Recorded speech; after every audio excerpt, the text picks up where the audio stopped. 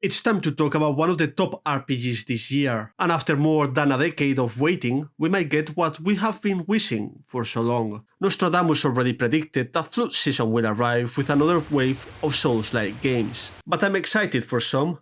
Wukong is out there, and I hope it will not let us down. But this time Dragon's Dogma is here to pull us away from that RPG formula, and maybe give us a well-crafted, decent open world. This, so far, looks exactly what it should be. The big brother of Dragon's Dogma. If you love a game, why not get a bigger, more refined and spectacular version, which is what a big part of the community was asking for. We have been waiting, and it has been a long wait, hasn't it? This game growth has been kind of weird, from not that well known to, oh sure, I know that game. I wouldn't dare say mainstream famous, but RPG lovers usually know about it. And while the first one wasn't a shiny, I have always wanted to stick a sword in a Cyclops eye, so that's one of the bucket list. It was an underrated game, but it was clashing with the likes of Skyrim at the time. The selling point seems to be the combat system again. It focuses on party combat rather than going solo, and you can experiment with different party compositions. If you feel cramps in your back while playing, worry not, it's probably just back pain from carrying your AI companions. Or that you have been sitting like a shrimp for too long. However, I've heard, and I hope it's true, that there have been improvements to the AI. At least I hope they will help if a troll tries to pick you up for some unga time in the woods, which will happen. It does hurt to know that the game will have no co-op. I personally would have loved to trick and offer my friends as a sacrifice to the griffin, and hear their screams as I cast magic far away from the front lines. It would have probably made a huge difference in the game's popularity, since I feel like co-op is becoming more and more important nowadays. But maybe that is just my feeling.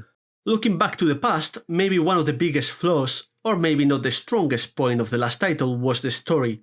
It was crude with its ups and downs in quality and many forgettable moments. And we may not expect the plot of Game of Thrones or side missions at the level of The Witcher for this one, but it should be safe to assume a decent step up if they want to keep up with the competition. Sadly, most of the footage that I have seen is somewhat repetitive, since they are not allowing to test the game for a long time, but everything shown has kept my hopes up for this game. World building in general seems amazing. Not only we have this generation graphics to help immersion, but the world will be also 4 times bigger with 3 factions which will help the storytelling, and also a couple of different biomes. To me, having an interesting world is crucial. Make it awesome or don't make it open world. We have seen numerous games that love to market how open world they are. Believe me, we've got thousands of quests. Tremendous, really tremendous. Nobody does open world like we do. We know how they love to squeeze and push the hype, and then you get in and hey, it's Dead Space, just a glorified walking simulator to drain your money and time. What's the point of making something bigger if it doesn't give us memorable experiences? Feel like walking from A to B deserves our time. We want to feel immersion, and traveling should be part of the adventure. Like maybe you will find bandits, or a troll or a minotaur will attack you along the way. That's why so many people watch YouTubers walking through dangerous neighborhoods. Is he going to live? I don't know. Let's find out. Honestly, I don't know about you guys, but I have very high expectations for this game. Capcom maybe didn't used to be as good as it is now, but they are doing some really good games. For me, it's incredible what they did with Monster Hunter. It was a huge risk that they took trying to make it more mainstream, and people loved it. Monster Hunter World was awesome. I can tell you, I wouldn't have never bet for that game to be that good, and it's remarkable how they were so good at making some memorable moments. Like the first appearance of the Great Jaguars or throwing a Rathalos by blowing a dam.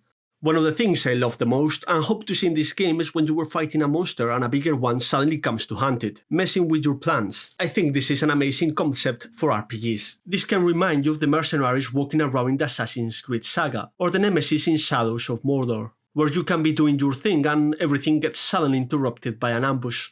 This brings an element of surprise to your playthrough and forces you to adapt, making the level of difficulty more dynamic and alive. I just love those kind of mechanics in RPGs. They are an amazing way to alter the flow of the game. Would we see those kind of interactions or dynamics? So far, I have seen a video from IGN where they talk about camping and getting ambushed by different monsters, making it an epic fight. So I'm very excited about this.